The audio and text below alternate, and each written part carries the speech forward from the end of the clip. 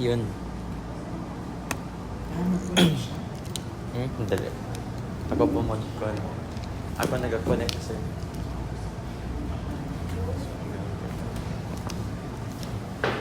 Nakita ba ako sa reflection? Delete naman. Sir. For now, sir. Pakilala po muna kayo. Your name, your nickname. Nakadepende sa inyo sa ang age, sir. The course you taught us. And parang 3 words or a phrase to describe yourself. Hello, I am John Ryan C. Zapeda, or you may simply call me Sir Rai. I think I met the Vera as their teacher in oral communication in contexts last year, 2025, in the first semester. I think they still resided in the Duffy Hall until they were transferred to the Sauras Hall. Probably one of the things one of the phrases I could really share is that when there's a problem, the Vera can find a solution for it. To describe yourself, parang few words. Probably, to describe myself, one would be I'm really highly technical. Second, bubbly. Third, kangog. So, we're going to start off with the general questions. Actually, muna. Ano yung first impression mo sa akin? Okay, I think my first impression was really spoiled already since I did pre-interviews of the teachers to check how can I really prepare myself for the class, since I do interviews to check, or I mean to gauge what can I contribute to the Vera. So let's start with what they said and what was my impression really. What they said was that you are highly intimidating. That's what they said. Really smart. That's what they said. You are the section is very smart, and that the section also is very participative. Now, when I came in, I was not intimidated, but I saw that your section was intimidated. So that's why I was able to shift the tide of who will be intimidated. Second is that indeed you are participative and most of you are really competitive. So that's where I got the notion that you are so participative and smart, because all of you are really competitive. And that was the first time that as a teacher standing in front, all of the eyes are really at me. So like, wow, this is a different type of attention that I'm getting from my students. That's why probably some people, especially those that are afraid of gauge, are really intimidated because everybody's really looking at me. But I really like that situation back then because I can sense that all of you are really interested in what I'm talking. Coming from that, sir, let's go on to a more specific question. At that moment or that time period, nasabi mo na, I really, parang na-notice mo na I really worked up to this section. Pwede naman mag-other language, no? I think it was not difficult for me to really warm up with the Vera. And there were, I think, 3 instances that I could say na close na pala ako dito sa section na to. Siguro, first is whenever I enter the classroom, I can see excitement, nag-shout, ko, ano man daw to sila, ingay, charis lang.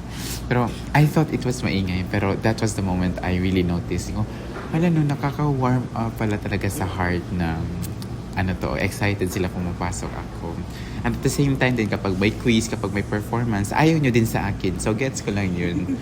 Pero, for example, kapag lesson, andun, especially for example, mga boys doon talaga nag-stay sa Sauras na stairs. So, hey, sir. OA talaga to. Mga lalaki naman masyado. Tapos napaka-OA. So, yun parang may sense na parang. Second was when I noticed na most of your classmates are Oculus members. And sabi ko pa, dito mahirap dito mag-keep warm up. So, doon parang alam ko na kasi even after class, their question was really about Oculus. And then during class, there are questions about Oculus. So parang it was easy for me to connect. Then third, because of the valuable people. Diba? Like, it was the valuable season because of PE. And then like, every afternoon siguro, naglalaro ng volleyball. So, I can really remember na-receive mo ang spike ko, si Marcos na-receive ang spike ko, na-block ako ni Adrian, nag-set. So, parang marami talagang instances. That's why I could say na I was more, drawn closely to boys. And then, the girls naman are the excited ones na kapag pumapasok sila yung, ha! Mga ganun. So, iyon. Lastly po, sir. During your time with us po, pero napaisip lang po kayo, kakaiba to sir. Yes, I think there were tons of moments that I felt that. I don't know if I should say this. I-censor mo na lang to. Censor po. Censor na.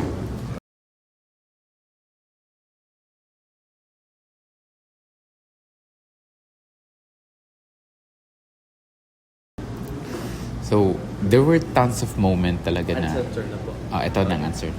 Okay, there were tons of moments talaga na I felt a different vibe in this section. First was when I gave you a tasks. So, lesson-based, when I gave you a tasks about skits. So, parang I could remember ko, beyond expectations man to ang mga kanila. Although there were mistakes there, that's why baka magsabi classmate, maraming yung minus noon. But of course, there were mistakes during the process. But if I'm going to look at it in the holistic perspective, maganda talaga yung pagka-portray.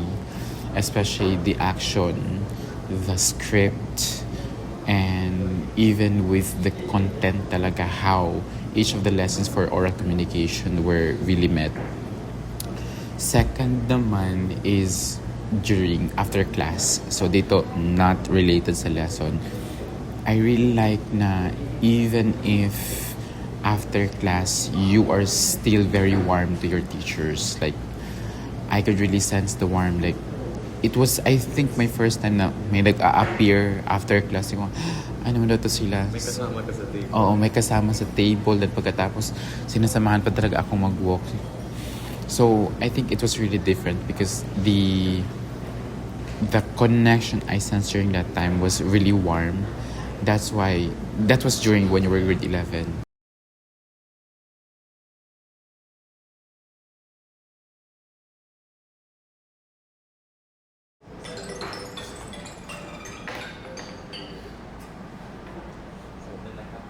Okay, continue po. I don't know. Buti na doon censored mo yung part. So, I think yun ang mga times talaga na I could say this section is really different. And then, there were more. Like, pero this time, it was individual instances. Like, you, very warm. And then, I noticed na why you were very warm although may stereotype and bias to siya dito, I could say na ganyan ka because of your religion, evangelical. So, kasi, di ba, it's really in the culture to have fellowship, evangelization, closeness with other people. So, doon ko siya na-notice ni ko, that's why ganito to siya kakanoon. Then, na-notice ko siya next kay Soriano. Oh, this one is also kuan-kuan. Then na-notice ko siya next kay Burley. So, then kay Adriel. So, Adriel? Cristobal. Oo. So, yun ang mga instances na notice ko na yung mga, there's really something like very warm type of welcoming. Kasi, stereotype dahil sa religion. And then the rest, meron ako mga certain instances na talaga. Like for example, very smart and quiet si Joaquim. Then, very smart and intimidating kanda Ali, kanda Marson, kanda Burley. And then, smart and jolly, grupo ninyo kanda Indino, Ijirani, si Ebriel, Eding, Unding pala.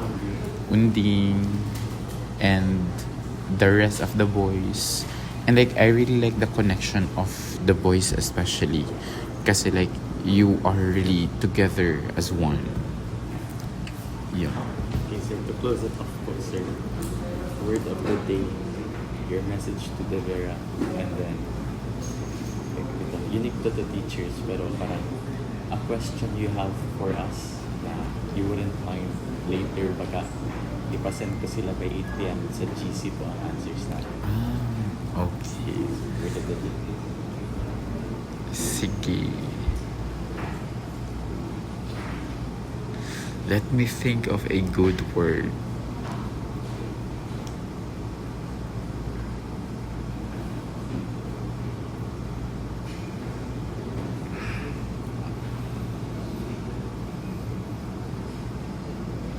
I-check ko daw muna yung definition.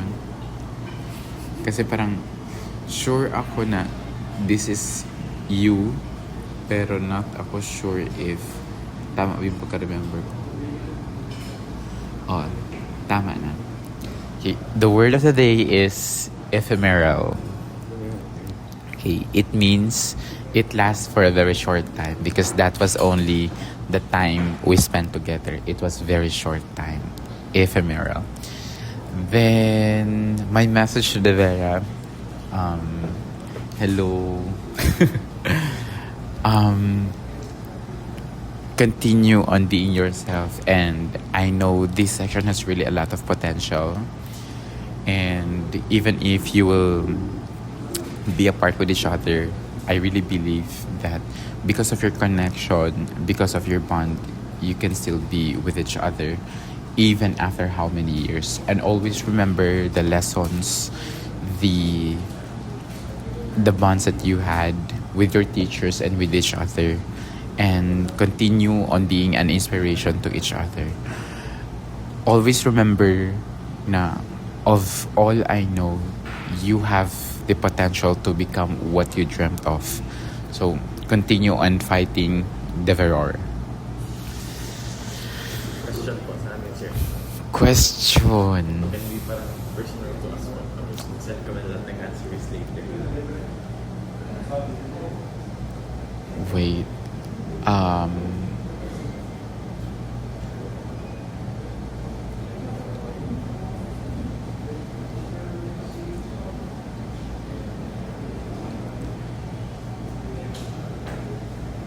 Siguro this one because I'm also really curious about your insights. If you could bring yourselves pala, collective, if you could bring yourselves together in an instance or past event, when would it be and why? Bye-bye. Thank you so much, sir. Thank you.